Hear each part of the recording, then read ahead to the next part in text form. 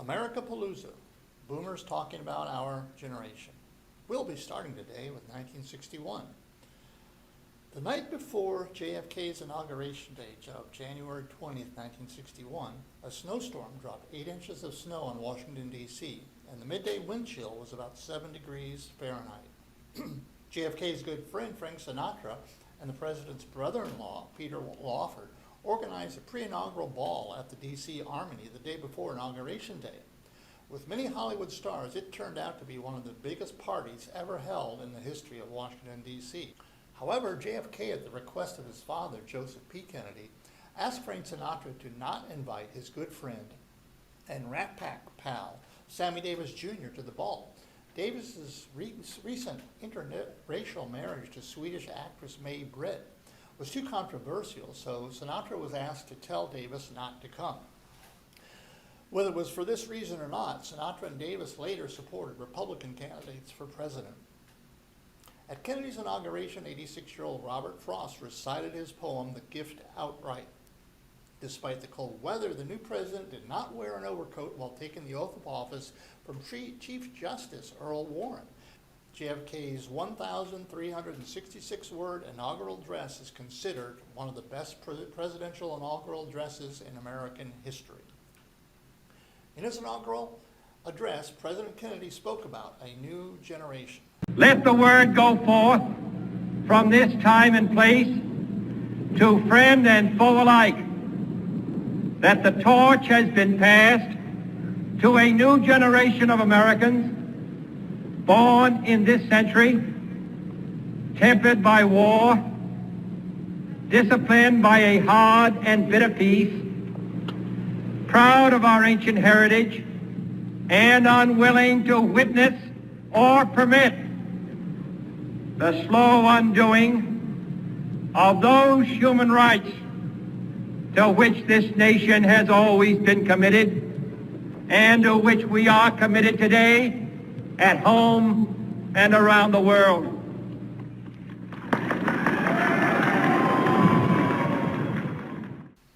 The new president continued. And so, my fellow Americans, ask not what your country can do for you, ask what you can do for your country.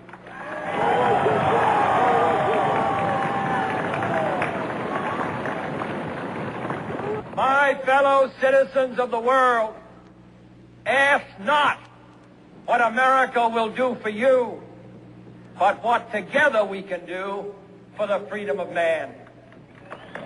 President Kennedy, at 43, the youngest elected president, was replacing Eisenhower, who at age 70 was the oldest president up to that time. The age difference between Eisenhower and Kennedy was very noticeable at the inauguration. One of President Kennedy's first acts on March 1st, 1961, was to create the Peace Corps by executive order. This fulfilled a campaign pledge that Kennedy had made here at the University of Michigan in October 1960. And to make good on his inaugural address remark, ask what you can do for your country. He named his brother-in-law, Sergeant Shriver, to head the Peace Corps, which promotes democracy and freedom by building positive American influence around the world. To date, over 240,000 American Peace Corps volunteers have served in 142 countries around the world. Does anybody remember the yo-yo craze of 1961-62? Everyone in my 5th grade class had to have a yo-yo. We taught each other all the tricks we learned, which were learned by a classmate who had attended a Duncan yo-yo demonstration somewhere. We could put the yo-yo to sleep, walk the dog, rock the cradle, do the around the world, and many more tricks. The yo-yo was originally a Filipino toy named for the Tagalog word for come, come. Duncan was the primary maker of yo-yos. In 1962 alone, Duncan sold 45 million yo-yos in the U.S. Considering there were only 40 million school-age children in the U.S. at the time, that's a pretty good sales record. For us 5th graders, yo-yo contests between classmates were very competitive, and really they annoyed our teachers because we wouldn't come back inside school on time after recess and lunch. The principal intervened and banned yo-yos in school, but we still used them before school and at recess. But we made sure we got back to class on time. After school let out for the summer, it wasn't as much fun to yo-yo just by yourself. And by the time that we came back to school in September, we had pretty much stopped yo-yoing and we were on to other things, like maybe listening to our transistor radio in school with an earphone. The Bay of Pigs invasion was a covert operation in April 1961 to remove Fidel Castro from power in Cuba. In March 1960, the Eisenhower administration trained some Cuban exiles in Guatemala for a secret invasion. They expected the Cuban people would rise up during the invasion to help remove Castro. President-elect Kennedy was briefed about the plan shortly after the election. Despite the invasion plans and training of Cuban exiles all being done in secret, many in the Miami Cuban community knew about the plans. Sometime in late 1960, Castro himself found out about the invasion plans. In February 1961, President Kennedy gave his support for the invasion, but wanted to disguise U.S. support. The Bay of Pigs was chosen for the invasion since it is a remote, swampy area where troops could make an undetected night landing. The invasion began April 15, 1961, with obsolete World War II B-26 bombers painted by the CIA to look like Cuban planes. These planes took off from Nicaragua to bomb Cuban airfields to keep their planes grounded prior to the invasion. But as news broke of the attacks, Cuba showed photos revealing the bombers were actually repainted U.S. planes made to look like Cuban aircraft. The secret invasion of Cuba was obviously the work of the U.S. President Kennedy called off any future airstrikes. The invasion force landed at the Bay of Pigs on April 17, 1961. Cuban planes strafed the invaders and sunk 2 support ships. Castro ordered 20,000 Cuban soldiers to the beach. The invasion force could not move. Kennedy ordered 6 unmarked U.S. fighter planes to help, but the planes were all shot down. The invasion was crushed. 100 members of the invasion force were killed, and 1,200 were captured and imprisoned in Cuba for 20 months. The Kennedy administration negotiated with Castro for the prisoners to be released, and finally in December 1962, Kennedy sent Castro $53 million worth of baby food and medicine in exchange for the prisoners. Here we see a monument on Calle de Ocho in Miami. The failed Bay of Pigs invasion was one of the worst military embarrassments in the history of the United States.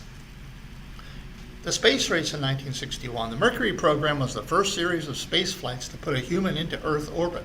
All 7 astronauts were test pilots ready to push the envelope of engineering and equipment from the best and brightest of America. Their personality profiles were all risk takers, self-confident, and hotshots with nerves of steel. All of them and their families were featured in a series of Life magazine articles. On January 31st, 1961, NASA sent a chimpanzee named Ham on a suborbital test flight in the Mercury capsule and recovered him safely. I remember we talked about it in our 4th grade class in school. Ham became a TV star. He was on all the news programs.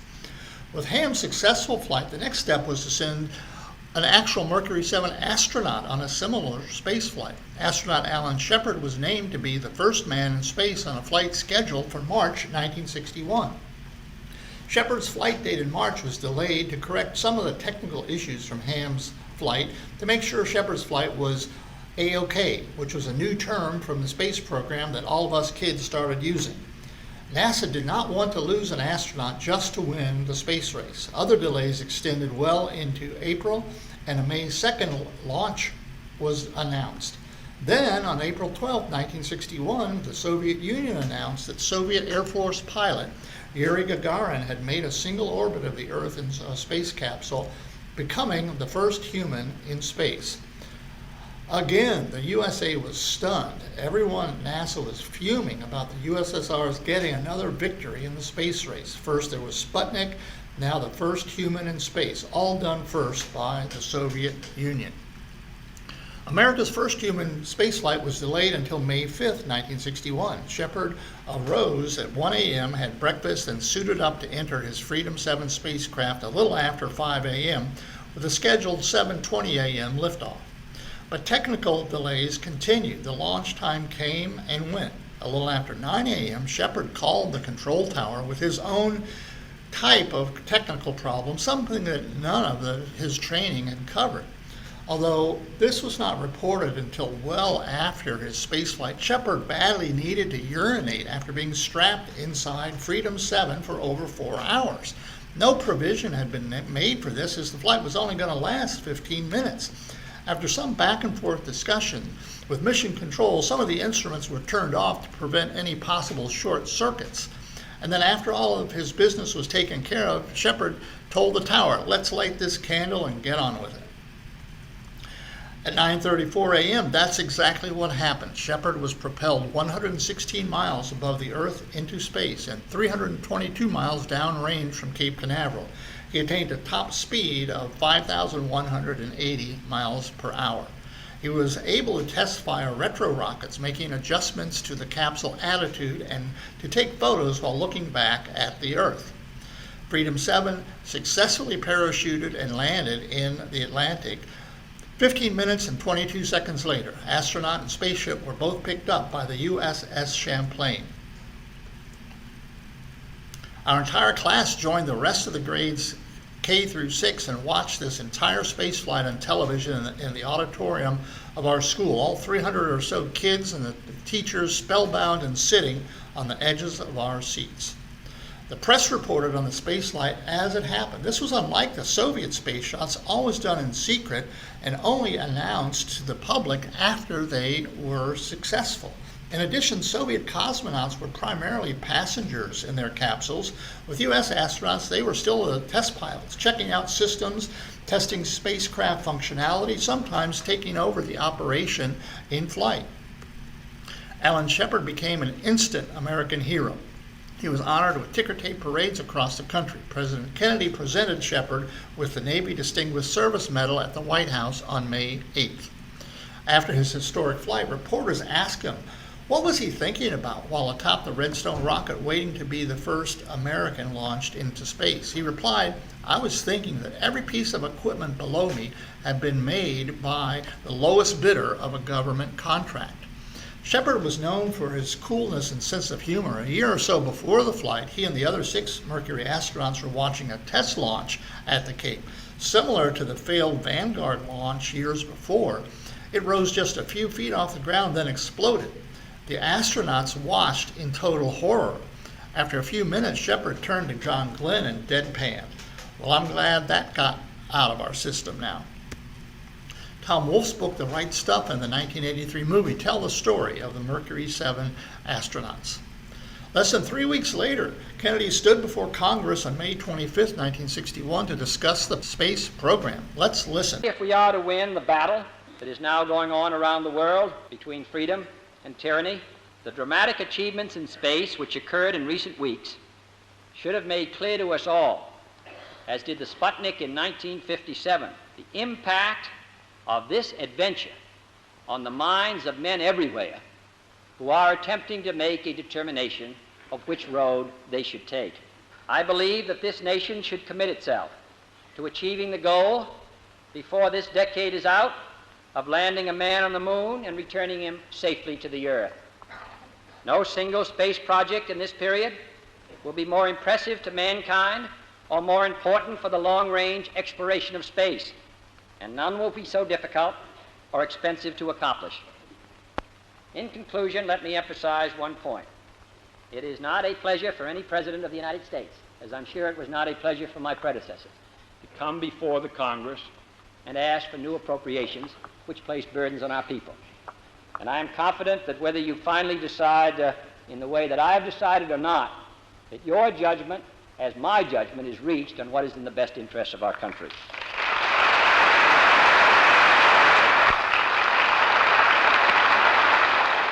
In a way, Kennedy's idea was to substitute the space race for the nuclear arms race and the Cold War. On July 21, 1961, Gus Grissom became the second American in space after the splashdown.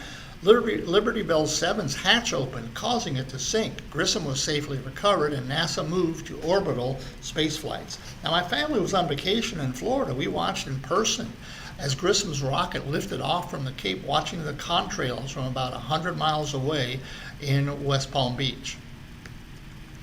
From 1960 to 1963, there was somewhat of a hiatus in rock and roll. Elvis was released from the Army in 1960. Little Richard became a preacher. Chuck Berry was in jail for violation of the Mann Act. Jerry Lee Lewis's scandalous marriage with the 13-year-old hampered his career. Carl Perkins headlined in Las Vegas and also in Europe, but he was having alcohol issues. Buddy Holly, of course, had died in a plane crash. So here's what you might have heard on the radio if you were cruising around town in the early 1960s. Adventure Car Hub does it again. Order the sacks full of burgers or tubs full of chicken, large meat. In whose arms you're gonna be. So darling, save the last dance for me. Only the lonely know the way I... Itsy bitsy teeny weeny yellow polka dot bikini, so in the locker. You know you make me...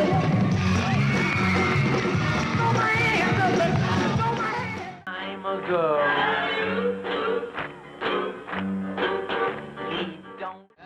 Wild one, I'll get you yet, you bet. Kiss me, my darling, be mine tonight. Teen angel, can you hear me? Teen angel.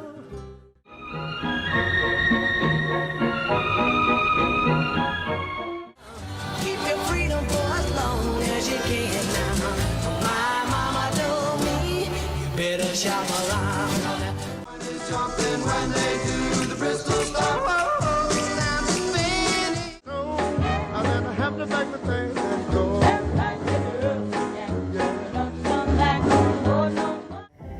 My true love will be. He's walking down.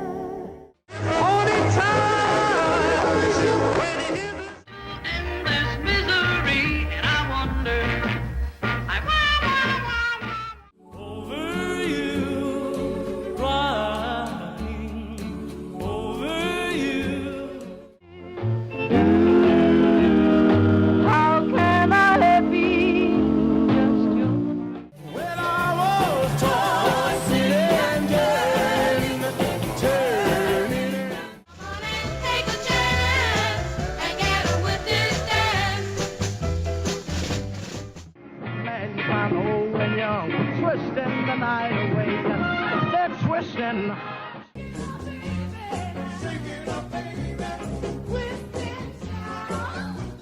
Kiss me all through the night.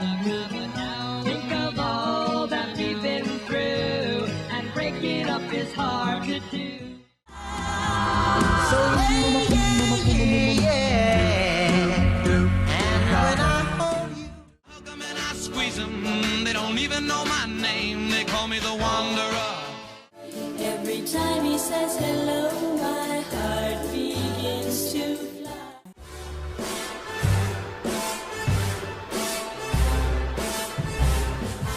Sugar is sweet, my love, but not as sweet as you. Your finest dance is a fool to do. Come on, baby, wanna eat it. Try if I want to, you would try to.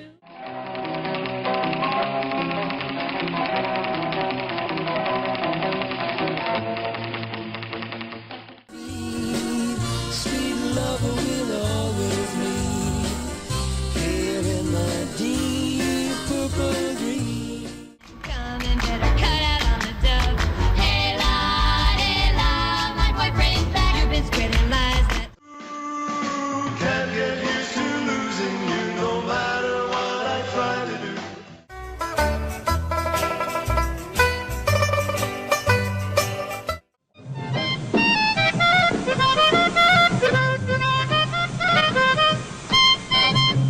Bluer than velvet was the night. And with the way we hear, I don't know how I'm gonna do it. I gotta get back up to that sugar shack. On August 13, 1961, the Soviet and East German leaders began construction on the Berlin Wall to physically separate East and West Berlin. Since the creation of the German Democratic Republic in 1949, over 3.5 million GDR residents, about 20% of the entire East German population, had defected to West Germany to seek a better life outside of communism. Many of the defectors were highly skilled workers like doctors, engineers, and scientists. According to East German officials, the wall had to be built to keep, quote, Western fascists out of East Berlin and the GDR. The Berlin Wall consisted of fences, walls, and barbed wire entanglements that greatly reduced the GDR defections to West Berlin. Sharpshooters from lookouts along the wall were instructed to shoot escapees who were considered to be traitors to East Germany. JFK commented at the time that a wall is better than a war.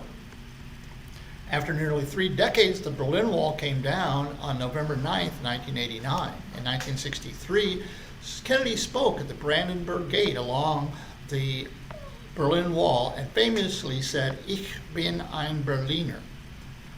Now, I wanted to dispel a myth after I spent some time in Germany asking Germans about this. Yes, a Berliner is the name of a pastry in some parts of Germany, although not in the Berlin area. Just as Danish is the name of pastry, but you'll never find a Danish pastry in Denmark. The grammatically correct way to translate English, I'm a Berliner, is without the indefinite article ein. You just say, "Ich bin Berliner." However, JFK put the phrase in a speech at the very last minute, but it really didn't matter in the least. The phrase had tremendous impact to the millions of listeners who were in the area. They knew exactly what JFK meant. 1962. As 1962 began in the space race so far, the U.S. was well behind. The USSR had put 2 men into orbit, flying about 7 hours of manned space flights. The USA had sent 2 men into space, of a total about half an hour. John Glenn, Mercury 7 astronaut, had been a fighter pilot in both World War II and the Korean War. He was the oldest of the original Mercury astronauts, the only Marine, and the only one without a college degree. He had dropped out of college his last year to enter World War II. NASA launched John Glenn on the Friendship 7 spacecraft on February 20th, 1962. Glenn did 3 orbits of the Earth in about 5 hours. After a glitch in a control system, Glenn controlled the capsule himself for the rest of the flight, including re-entry. Glenn safely splashed down in the Atlantic Ocean, despite his capsule's instruments showing that the heat shield of the capsule was loose. Without a heat shield, the capsule and the astronaut would incinerate upon re-entry. Glenn made the adjustments and the heat shield remained intact. It was 9 months after the Soviet Yuri Gagarin had made the first human orbit. After an immense ticker tape parade in New York City, John Glenn became a true American hero. He was honored by President Kennedy at the White House and became friends with the Kennedy family. He realized, due to his age, that he would have little chance of landing on the moon. Glenn decided instead to enter politics, serving as senator from Ohio for 24 years. John Glenn did get another chance to go into space on the STS-95 shuttle in 1998. At age 77, he was the oldest person up to that time to travel in space. After the launch, headlines around the world repeated the words of fellow astronaut Scott Carpenter at Glenn's launch 36 years before. Godspeed, John Glenn. Here's the 1998 ticker tape parade down Broadway in New York City. John and Annie Glenn rode in this vintage auto 36 years after the first ticker tape parade. John Glenn passed away in 2016, an iconic American hero. Part of the Smithsonian and next to Dulles Airport, we have John Glenn's Friendship 7 on display. Also here are the Enola Gay bomber that dropped the A-bomb on Hiroshima and the Discovery space shuttle. The Space Needle in Seattle, Washington at the April 21st, 1962 opening of the Seattle World's Fair. The Space Needle is 605 feet high, 138 feet wide at the top, with a revolving restaurant and an observation deck. The Seattle World's Fair official title was Century 21 Exposition. The Space Needle drew over 20,000 people every day of the 6-month-long fair. There were 35 country exhibits and 10 million visitors during the 6-month exhibition. The NASA exhibit had Alan Shepard's space capsule Freedom 7 from the year before on display at the NASA Pavilion. My family took a road trip and we visited the Seattle World's Fair. My well-used, almost 60-year-old guidebook is shown here from the Seattle World's Fair. And then you can see the official map and how the 10-year-old version of me used this as a checkoff list for the places we visited. At the fair, I ate my first Belgian waffle and my first tacos ever. I also rode my first monorail. Meanwhile, Elvis Presley and his child co-star, Vicky Q, in It Happened at the World's Fair, released in 1962, where he sang Return to Sender. Here's the Space Needle in downtown Seattle today, and the former USA NASA exhibit is now the Seattle Science Center. Here's the totem pole in Pioneer Square and the Space Needle behind it. And today, a view of Mount Rainier from the top of the Space Needle Sky City Revolving Restaurant. Marilyn Monroe, age 36, was found dead in her home in the Brentwood area of Los Angeles sometime after midnight on August 5, 1962. Her maid noticed Monroe's bedroom light was still on, with the door locked and no response. The maid contacted Monroe's psychiatrist and the police, and they broke in and found Marilyn dead. An autopsy showed a fatal level of sedatives in her system, and her death was ruled probable suicide. Her funeral on August 8, 1962 was paid for by ex-husband Joe DiMaggio, who later sent flowers 3 times a week to her crypt for many years.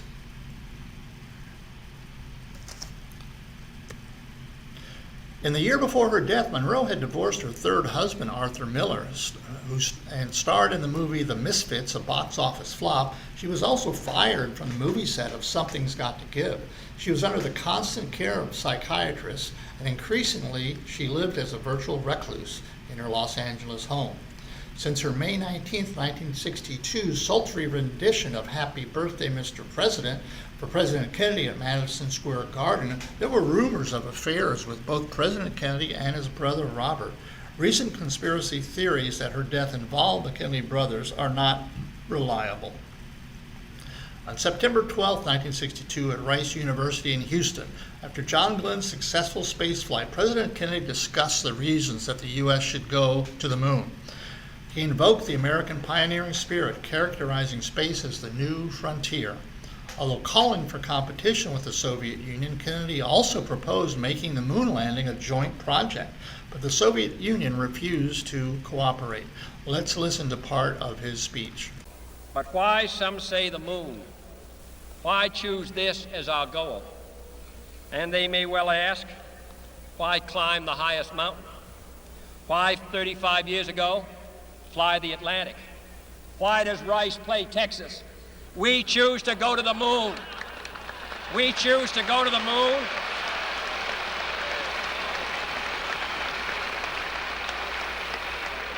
We choose to go to the moon in this decade, and not because they are easy, but because they are hard.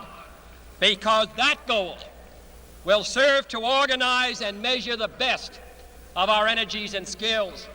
Because that challenge is one that we're willing to accept and one we intend to win.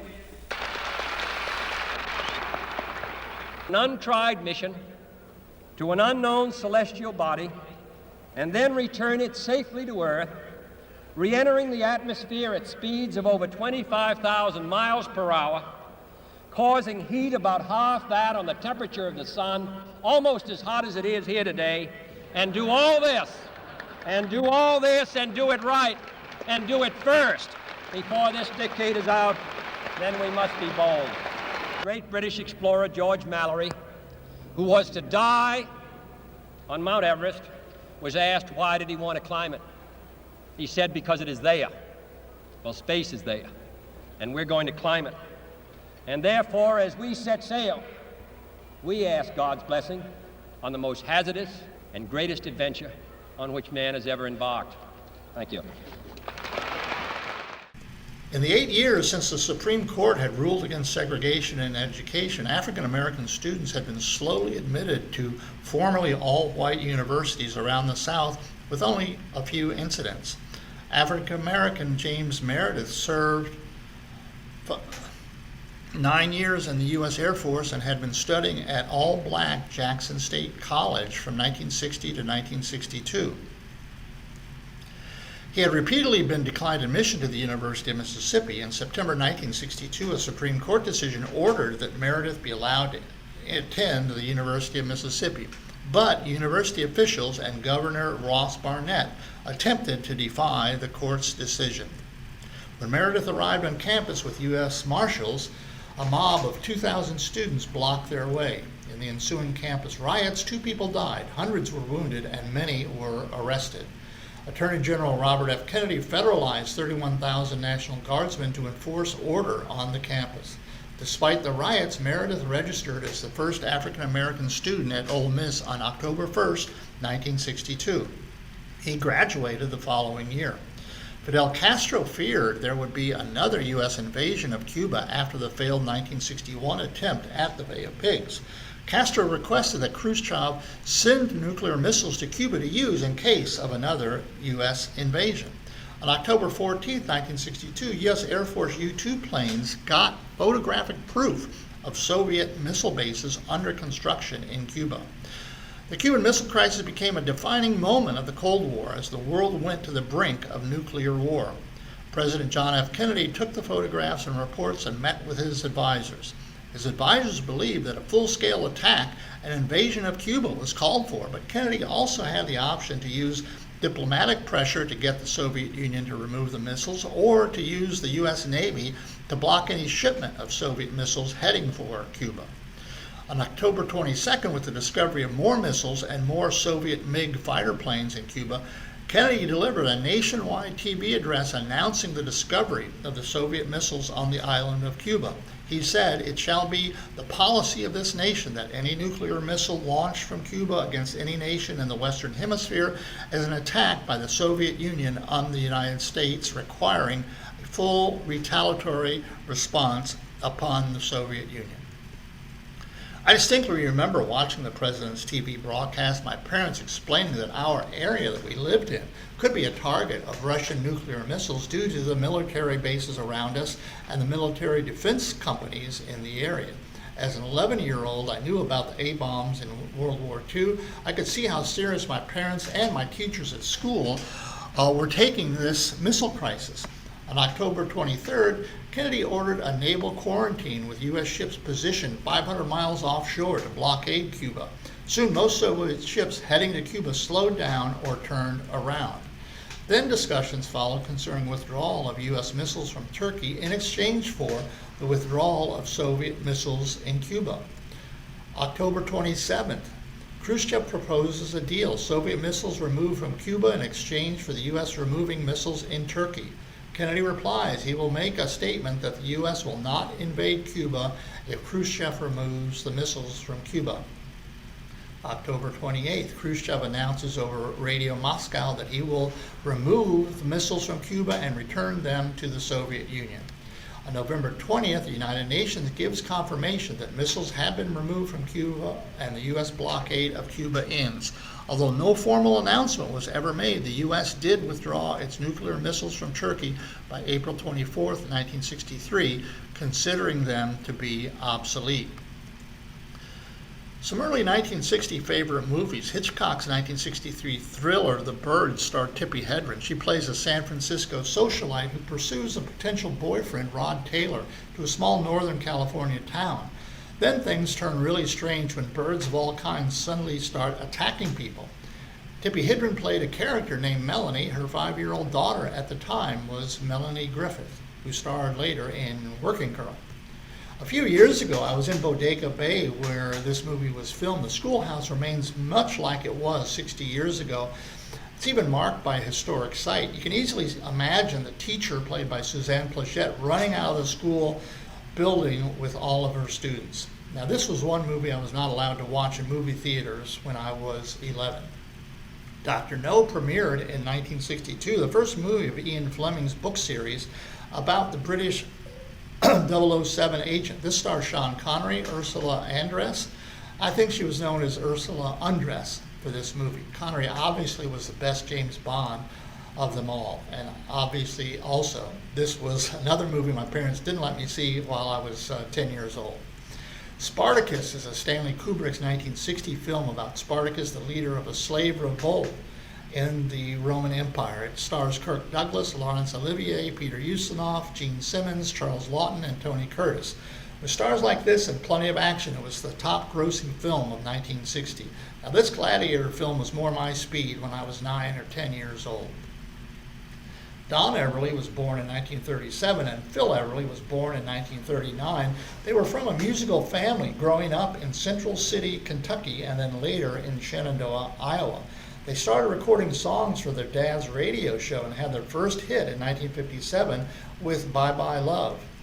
More hits followed into the early 1960s, like Wake Up Little Susie, All I Have to Do Is Dream, Bird Dog, When Will I Be Loved, and Kathy's Clown. Their sound was Kentucky country and rockabilly with acoustic guitars and a very tight two-part harmony. The musical style and close harmonies influenced many later musical performers of the 1960s, especially the Beatles, the Beach Boys, the Bee Gees, and Simon and Garfunkel. 2015, Rolling Stone magazine ranked the Everly Brothers the #1 greatest duo of all time. They were in the initial class inducted in 1986 to the Rock and Roll Hall of Fame. On the left is the older Don. He sang lower harmony. He passed away just this year. The younger one, Phil, sang high harmony. He passed away in 2014 at age 74. Now let's listen to Ed Sullivan with the Everly Brothers, also the Jimmy Dean Show, and then some color clips from later on in their career. Now for the youngsters of the country, the Everly Brothers. So let's have a nice hand.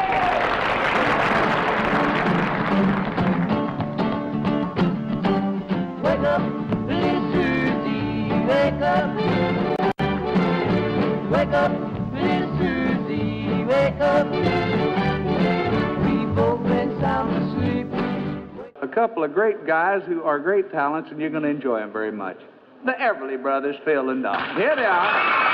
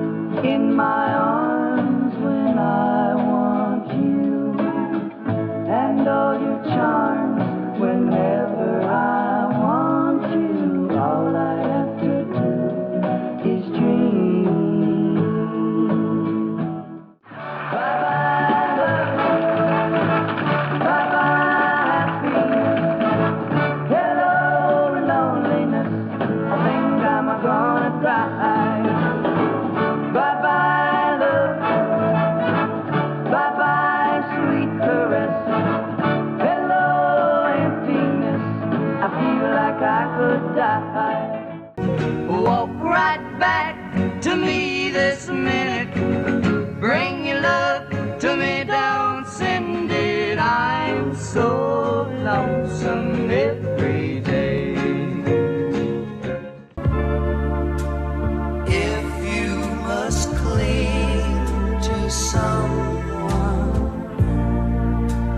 now and forever,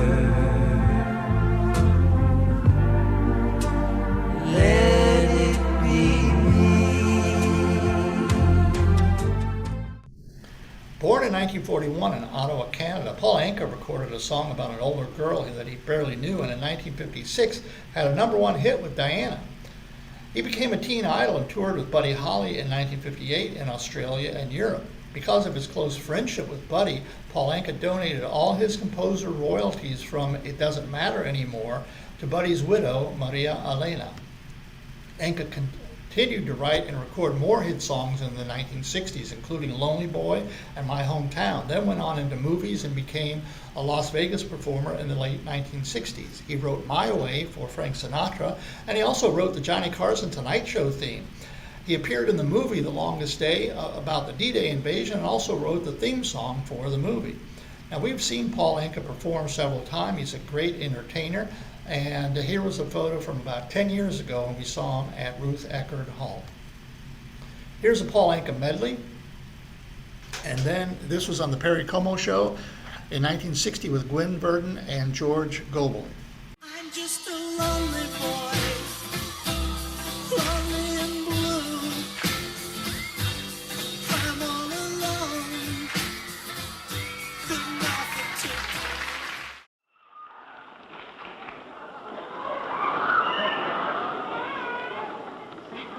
Good boy. Besides singing fine, he's a fine young man, and you're still making all the hit records, and you also write your own songs. Huh? That's right, Mr. Como. That's something. Would you sit down at the piano for a second? I'm so young. I bet so. I don't care just what they say, 'cause forever I will stay Diana.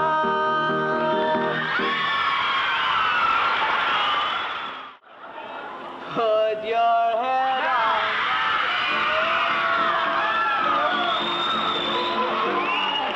Hold me in your arms, baby. Won't you kiss me once, baby? Put your head on my shoulder.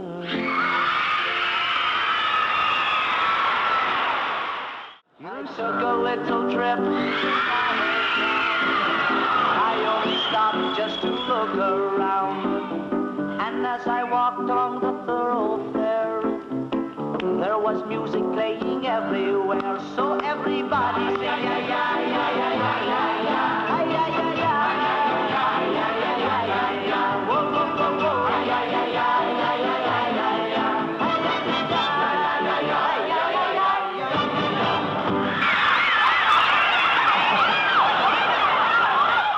1963.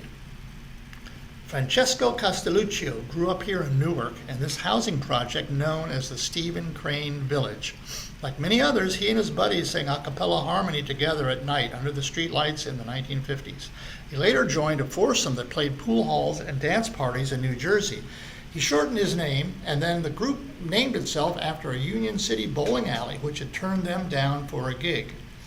He continued to live at the Crane Village until one day in 1962, his multi-octave voice came over the radio with four-part harmony. Frankie Valli and the Four Seasons had arrived. A long string of hit songs followed, but Frankie stayed just a little bit longer, not moving out of the Crane Village projects until 1964, just in case the hits stopped coming.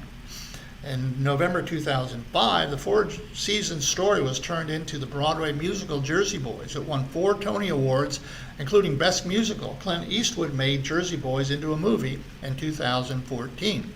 In 1990, the Four Seasons were inducted into the Rock and Roll Hall of Fame. Getting back together after 20 years, Frankie Valli recalled that some of their best times together had been before their success, when we were just 4 guys singing under a street lamp. Oh, what a night that was. We had an opportunity to see Frankie Valli concert at Ruth Eckerd Hall in Clearwater in 2019. Here's some video that I took from that show, and note that Frankie Valli is 85 years old here.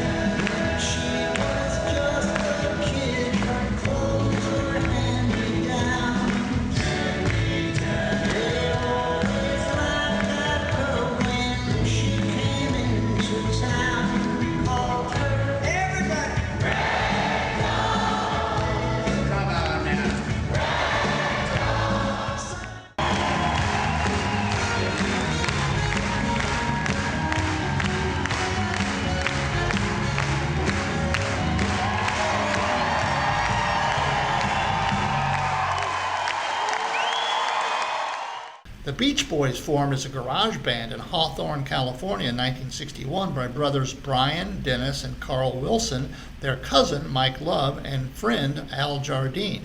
With exceptional vocal harmonies, musical ingenuity, and teenage themes like going to the beach, romance, surfing, girls, and cars, the Beach Boys became one of the most influential acts of the rock era.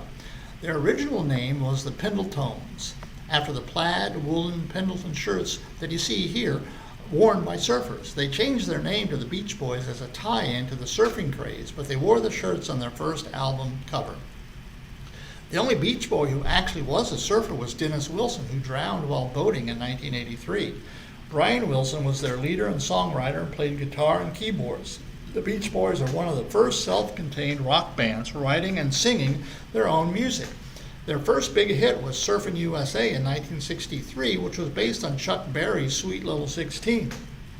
With 36 of their songs that have reached the top 40 chart, that is the most by any American band. All the founding members of the Beach Boys were inducted into the Rock and Roll Hall of Fame in 1988. In Hawthorne, when the 105 freeway was built, it took out the Beach Boys' childhood home, but it's now remembered with this monument in the residential neighborhood next to the 105 freeway. Brian Wilson wrote a song about this hamburger stand in Hawthorne Plaza, Foster's Freeze. It's still there. One of Brian's friends came here driving around in her daddy's T-Bird. After telling her old man that she was going to the library, Daddy took the T-Bird away after she had too much fun. The Beach Boys frequented this place during their teen years, and you can still go back to it if you want. Here's a video of the early Beach Boys medley. Right now we'd like to show you how the Beach Boys go about making a record. We start with Denny Wilson on the drums.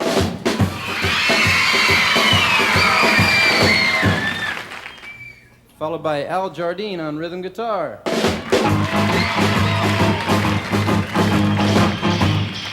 Helped out by Carl lead guitar Wilson.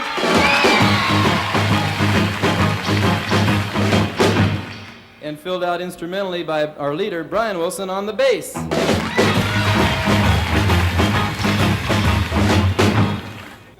When we're ready to sing, we step up at the microphones and it comes out something like this. Well,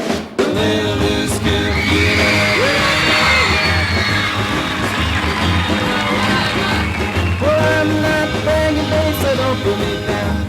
But I've got the fastest set of wheels in town. When something comes up to me, he don't even try. Cause if we had a set of wings, man, I know she could fly. She's my littlest girl.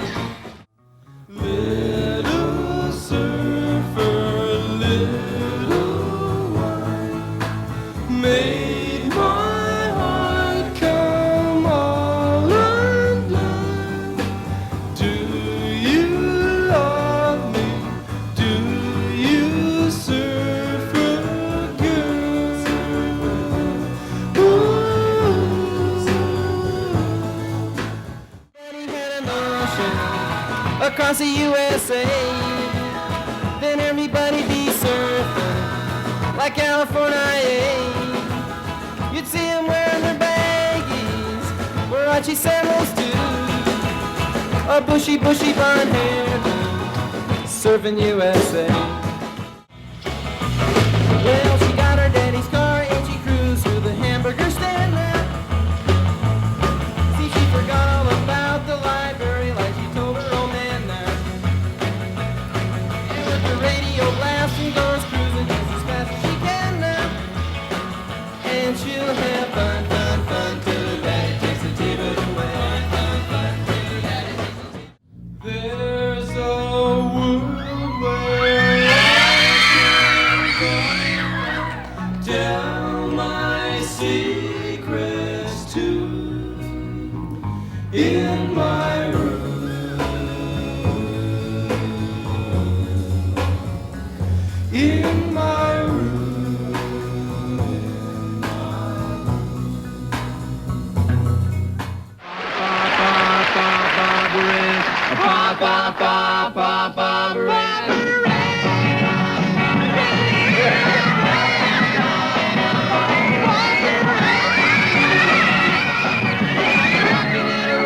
Rockin' in a rhythm, bobber and bop, bop, bop, bop. also Ruth Eckerd Hall in Clearwater, Brian Wilson and Al Jardine in concert. In the 1960s, Brian Wilson had mental breakdowns, took LSD and other drugs to help his songwriting. Over the years, the Beach Boys fractured, and Mike Love now tours as the Beach Boys, and Brian Wilson and Al Jardine have toured doing the complete Pet Sounds album. Back in 2018, we saw them in concert. Sadly, Brian Wilson is only part of what he formerly was. A founding member of the Beach Boys, a fantastic singer, songwriter, an artist, and a good friend, Al Jardine.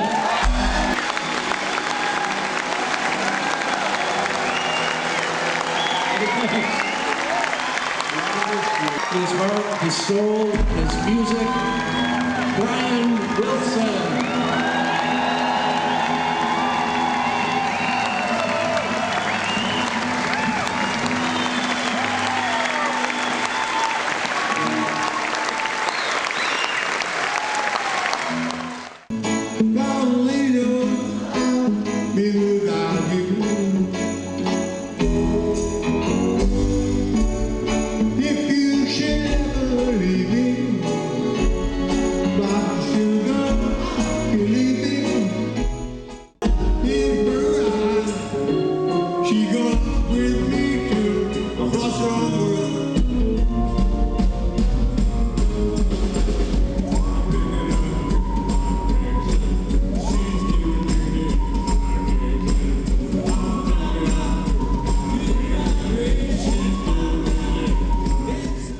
Robert Allen Zimmerman grew up in this house in Hibbing, Minnesota, and attended synagogue nearby. At the Hibbing High School talent show in 1959, his performance of the Danny and Jr. song, Rock and Roll Is Here to Stay, was so loud the principal turned off the microphone.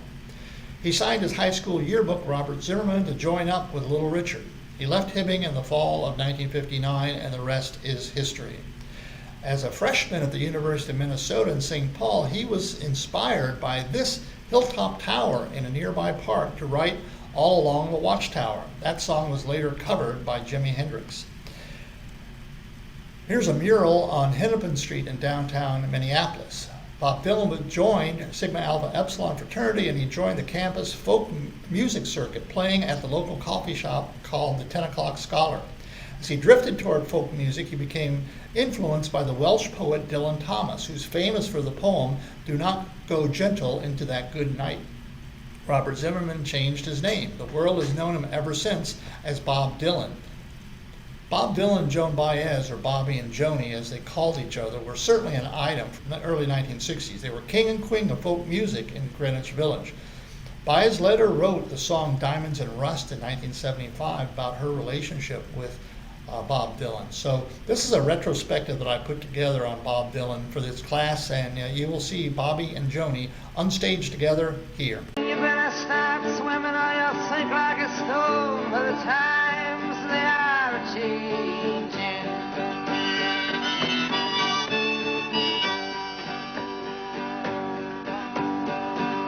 Some writers and critics, you prophesize with your pen, and keep your eyes wide, the chance won't come again. And don't speak too soon, for the wheel's still in spin, and there's no telling who that it's naming.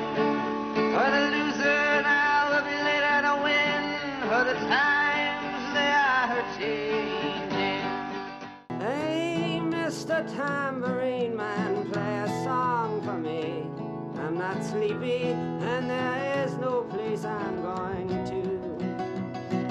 Hey, Mr. Tambourine Man, play a song for me.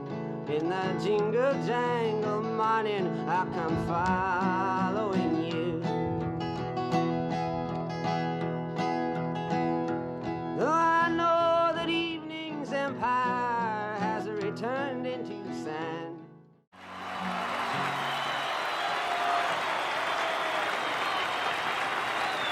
Is Bobby down here?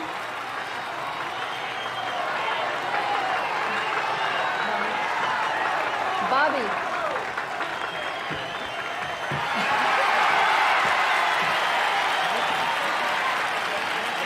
And anyway, I'm not alone. You say you're looking for someone. up each time you fall.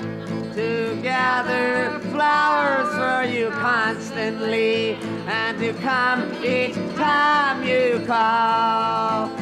A lover for your life and nothing more, but it ain't me, babe. No, no, no, it ain't me, babe. It ain't me you're looking for, babe. Now you don't seem so proud about having to be scrounging your next meal. How does it feel? How does it feel to be on your own with no direction home, like a complete unknown, like a rolling stone?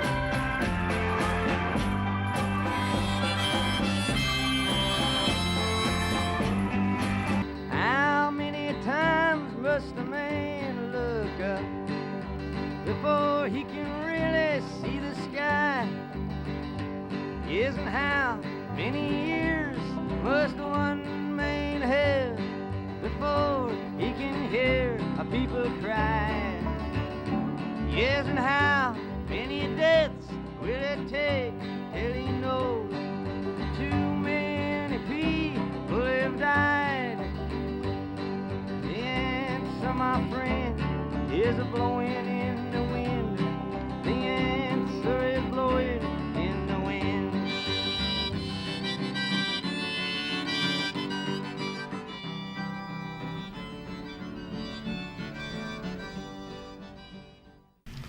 On May 16, 1963, NASA launched Faith 7 with astronaut Gordon Cooper, who orbited the Earth 22 times. It was the last Mercury spaceflight.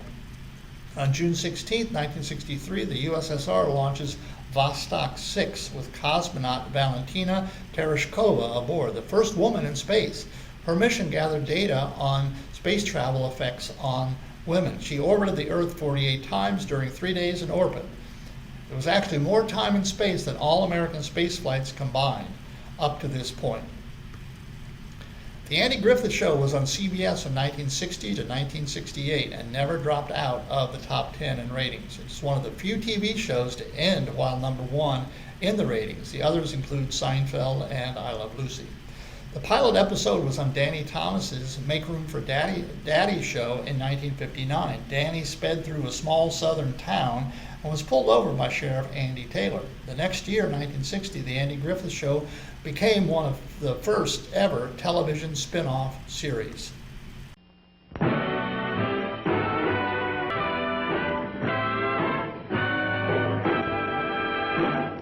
Have your driver's license? Yeah, you can have my driver's license, and you'll kindly take a look at my name. You'll discover that I'm somebody. Well, you know I knew that the minute I laid eyes on you. Huh? Yes, sir. I never seen a car yet that wasn't being driven by somebody. Oh, hello, Will.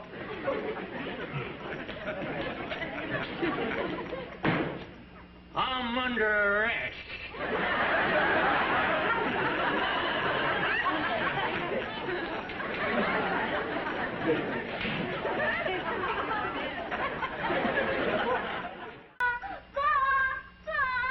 Opie, what is it? Wilfred, what in the world is the matter with him? He's dead. He's been murdered. That's what murdered. Oh, Opie. Oliver stepped on him, and she didn't even stop. Just kept on walking. And we have to learn to live with our sorrows, boy. I learned that when you was just a little bitty speck of a baby. When I lost your ma, just like you lost Wilfred here. You did? That's right. Who stepped on Mom? Griffith played the unflappable sheriff of Mayberry, based on his hometown of Mount Airy, North Carolina, along with his Aunt Bee, Frances Bobbier, son Opie, Ron Howard, who was only 6 years old when filming started. He also had friend Don Knotts from the 1958 film they starred in together, No Time for Sergeants, in 1958. He joined the cast when the series started in 1960.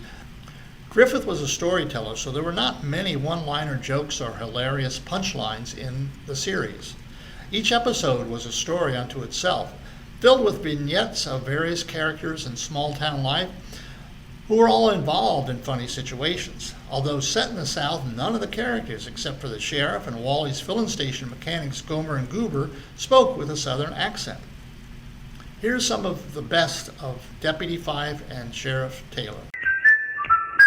The Andy Griffith Show. Hi, Andy. Oh, hi, Barn. What's up? No problems. Now, this won't take a minute. I just need an extra set of handcuff keys, you know, just in case. Oh, I think I got a set here in my pocket. Hey, Andy. Hey, Gomer. Take both of you to come out for some keys? You got the keys there, Andy? Yeah. Can I have an apple? Oh, sure. Help yourself. Stop it!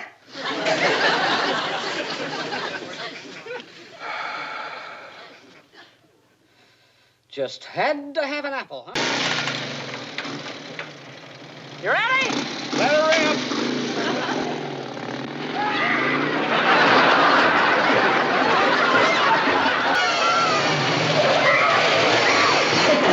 What is the matter with you? Jaywalking. You were jaywalking at me. Now I see you. Now watch it. Jaywalking? You stand back, Max. Just stand back. Stand aside, Deputy. I'm going to break that glass. No, you ain't. You think? No, you ain't. Now you drop that rock and you get over here.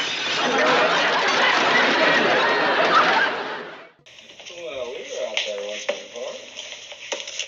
Well, what time are you going to get off? Not till then?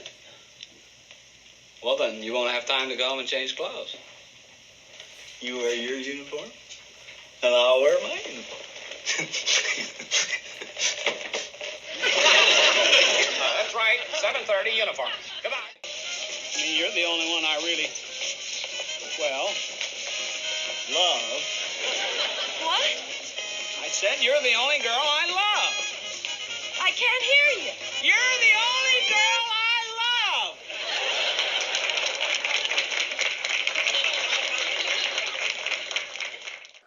One mistake is one too many. And you'll each be on your own. There'll be no mollycoddling. That badge means something. Don't any of you disgrace it. I won't, sir. Did you have permission to talk? No, sir. What's your badge number? 3. All right, 3. Watch it. You see, if you're not familiar with firearms, these babies can go off. Now... Now then, what's this all about? All right, so he rode his bike on the sidewalk. I was there, Mr. Winkler. Arnold was given a warning and continued to ride his bicycle on the sidewalk. There was plenty of room. I wouldn't hurt anybody. People are coming in and out of stores on Main Street every minute. You never know when somebody's going to walk right out in front of you. Everybody's against me. Now, there, son. Can't even have a little fun. Now you see what you've done? You got the boy all upset. Now, we're going to impound that bicycle so he learns to use it according to regulations. Arnold's a good boy. You just don't understand him. Oh, I think I understand him. He's a good boy, really. Now, if we don't teach children to live in society today, what's going to happen to them when they grow up? For heaven's sake, Sheriff, the boy's not a criminal. I didn't say he was. But when he gets out on the street, he's going to have to answer to us. Well, you can't do it. I demand you return that bike, and now. Now, you look here. You're that boy's father. You're responsible for his actions. Now, he's too young to be locked up. You're not going to take responsibility. Maybe I ought to lock you up. You ever think of that? Yeah, well, my dad ain't scared of that, are you? Make them put you in jail. That'll show 'em. Go on, Dad. Show 'em they can't push me around. Go on, put him in jail. He won't care. How's that? My dad'll show you he's tough. You want me to lock your father up? He ain't afraid of you. I don't want to lose my brand new bike. I just got it. You'd rather I put your father in jail. I want my bike. Sheriff, there won't be any need to impound that bike. How's that? I'd like to have it. I want to sell it. Sell it! You're gonna sell my bike? That's right, Arnold. But it's my bike! You can't sell my Be bike! quiet, Arnold. Barney, you want to go get the bicycle? 10-4. I won't let you! You can't do that! Arnold, be quiet. Mr. Winkler, would you like to continue this father and son discussion in quiet? There's a real nice woodshed out back. There were also a lot of stars that came through Mayberry before they were stars.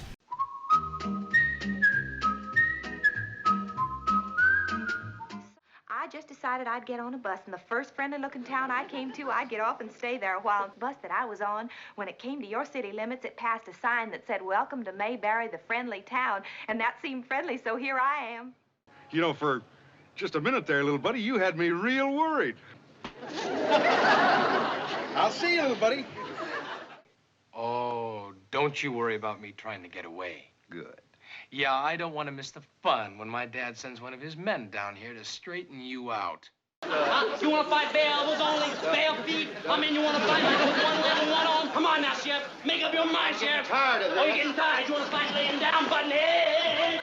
You see, when I have money, I find that it always disappears. But then when I need money, I find there's always a little some around somewhere. So why carry any? I know you, don't I? You bought something from me yesterday. Yeah, I bought something. A fur. Why didn't you tell me you were a cop, dum-dum? I give 10% off to men in uniform. What? I saw a light around the back, so I went around the alley, and the back door was open. I figured somebody was in there, so I took the set and went in. There wasn't nobody there. I want to say hello, wait. I want to say hello, I won't. Hi. Just practicing. Don't like to lose my touch. Now, take it easy, Sheriff. You seem to have forgotten the title of the script. Sheriff without a gun. It's true, I don't carry a gun, but my deputies do.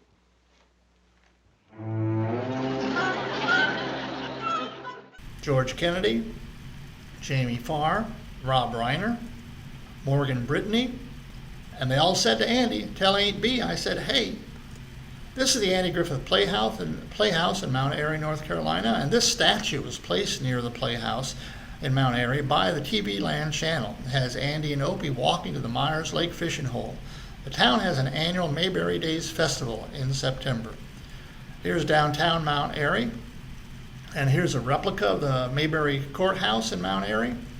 Wally's service station is here also, where Gomer, played by Jim Nabors, and later Goober, George Lindsay, worked. Today you can take a tour of Mount Airy in a 1960s Ford Galaxy car, just like Deputy Barney Fife's patrol car. Here's the Snappy Lunch in Mount Airy. Russell Hyatt was a barber in Mount Airy starting in the 1940s and was the inspiration for Floyd the Barber, played by actor Howard McNear. So the wall now is full of photos of customers. Now, as Mayberry's Floyd the Barber would say, you hate to see anyone fall into the hands of a strange barber. You can even stay at Andy Griffith's childhood home if you would like when you visit Mount Airy. So no, this is not Myers Lake in North Carolina. It's nowhere near North Carolina. It's actually Franklin Canyon Reservoir in Southern California. Slightly more overgrown than it was nearly 60 years ago when the opening scene was filmed. With that whistling theme song, Andy and Opie come walking in from the pathway on the left, and Opie throws a stone into the lake. The Beverly Hillbillies is a story of the Clampett family from the Ozarks moving to Beverly Hills after they strike oil. It ran from 1962 to 1971 and became the top-rated TV show in America only 3 weeks after its premiere. It remained #1 rated for the two full next years. It's rated in the top 20 TV shows for 8 of its 9 seasons. They had 2 alternating sponsors incorporated into the intro theme song, Kellogg's and Winston. Jethro and Miss Jane with her assistant, played by Sharon Tate, who was wearing a wig. Buddy Epson was actually the original Tin Man in the 1939 Wizard of Oz, and he was replaced by Jack Haley after he had to be hospitalized due to skin reaction to the painted costume. Buddy Epson also danced with Shirley Temple. Well, doggy. Jed has another one of those long talks with that boy as Jethro explains why he doesn't want to be a brain surgeon anymore. He has new career plans. Remember, and he was the tallest one in his 5th grade class. Uncle Jed, I decided I ain't gonna be a brain surgeon. I can bear up under that. After all, we still got Granny. Maybe one doctor in the family's enough. I'm sure glad you're taking it so good. What made you change your mind? I seen another one of them double-knot spy movies. Uncle Jed, that is what I was meant to be. That old 007 has got the world by the tail. Hey, as long as you're working on shoes, would you mind hollering out the heel so I can put a little radio in there? Radio in the heel of your shoe? Yes, sir. That's where 007 carries his. It seems like a mighty unhandy place to carry it. Why don't he just carry it in his pocket? Well, I can't tell you that. Secret, huh? No, sir, I just ain't sure. I'll tell you are. You carry yours in your pocket. Okay. The Dick Van Dyke Show ran from 1961 to 1966. It won 15 Emmys in its 5 years. It was created by Carl Reiner based on his experiences writing comedy for Sid Caesar's Year Show of Shows in the 1950s. Reiner played star of the Alan Brady variety show, somewhat in a combination of Jackie Gleason and Milton Berle. Maury Amsterdam's part was based on Mel Brooks as writer for Year Show of Shows. Dick Van Dyke was known at the time as the star of the 1960 Broadway musical Bye Bye Birdie with Cheetah Rivera and the 1963 movie. Mary Tyler Moore had been the happy elf in the Hot Point TV commercials back in the 1950s. For the Dick Van Dyke Show, Mary Tyler Moore's hairstyle mimicked Jackie Kennedy's, and she insisted on wearing capri pants instead of dresses because it was more realistic for a 1960s housewife rather than the dresses of Harriet Nelson or June Cleaver. One famous episode has Mary Tyler Moore blurting out on national TV that Alan Brady actually is bald and wears a toupee. Maury Amsterdam had his own radio show back in the 1940s and even his own TV show in the early 1950s. Rosemarie starred as a child singer from 1929 to 1935, known as Baby Rosemarie on her radio and in the movies. Many fans thought that Dick Van Dyke and Mary Tyler Moore were actually married in real life, so convincingly did they play their married couple. Mary Tyler Moore was actually 11 years younger than Dick Van Dyke. Each week, viewers would place bets with each other whether Dick Van Dyke would fall over the ottoman or not, as he avoids the ottoman here in this photo. Just shortly after bringing their baby boy Richie home from the hospital, they think that maybe the hospital mistakenly sent their Petrie baby home to the Peters couple because the names were similar. So let's watch. The Dick Van Dyke Show, starring Dick Van Dyke, Rosemary, Maury Amsterdam, Larry Matthews, and Mary Tyler Moore. Bob, are you trying to tell me that we have the wrong baby? You're crazy. Rob, this is our baby, and that's all there is to it. Honey, he doesn't even look like us. Oh, honey, I don't blame you. You can't face the facts. Poor kid. Oh, Rob! Well, honey, that's probably the Peters. Now brace yourself. Rob, nobody is taking this baby. Do you hear me? Nobody. Hi, we're Mr. and Mrs. Peters. Come in.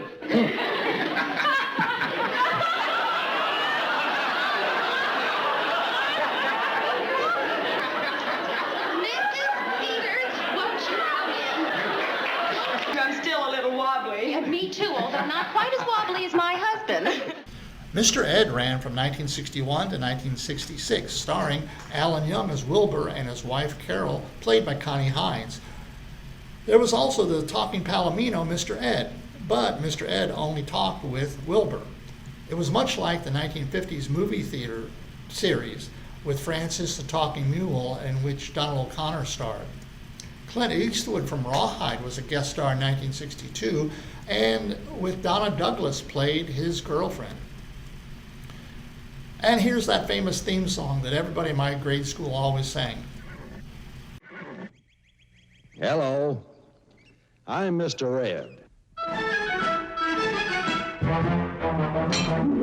A horse is a horse, of course, and no one can talk to a horse, of course. That is, of course, unless the horse is the famous Mr. Ed. Go right to the source and ask the horse. He'll give you the answer that you endorse. He's always on a steady course. Talk to Mr. Ed. Lassie ran for 19 seasons, 1954 to 1973, but my favorite years were 1957 to 64 with Lassie and Timmy, played by John Provost. Campbell's Soup was sponsored. Good. Timmy never did fall into that well, by the way. My Three Sons ran from 1960 to 1972, starring Fred McMurray, a pipe-spoken widower with actually 4 sons who grow up during the series and get married. Originally, William Frawley was the boys' maternal grandfather, playing their live-in housekeeper. When William Frawley became ill in 1965, he was replaced with William Demarest, the boys' Uncle Charlie. Tim Considine, the oldest son Mike, left the show to get married in 1965. My Three Sons TV show was actually inspired by Fred McMurray's role in The Shaggy Dog in 1959. Civil rights, Birmingham, spring 1963. Dr. Martin Luther King came to Birmingham in April 1963 to lead a civil rights campaign with a nonviolent boycott of segregated businesses. Birmingham Commissioner Ernest Bull Connor ordered the police to attack protesters using fire hoses and dogs.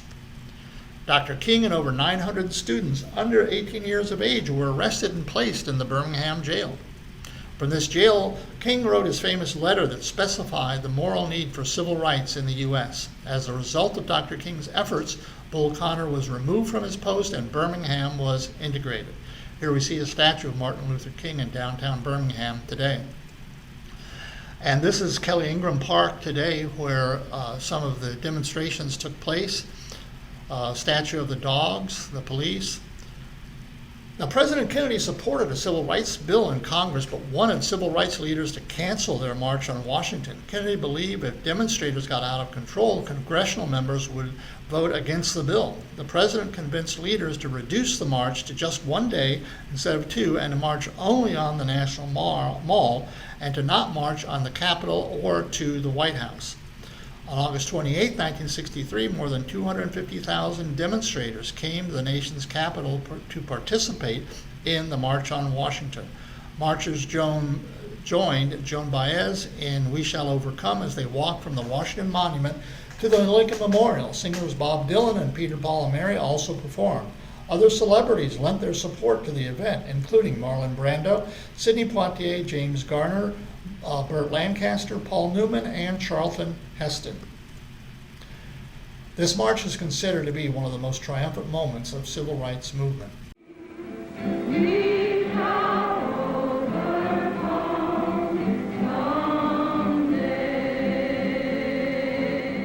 I have the pleasure to present to you Dr. Martin Luther King, Jr.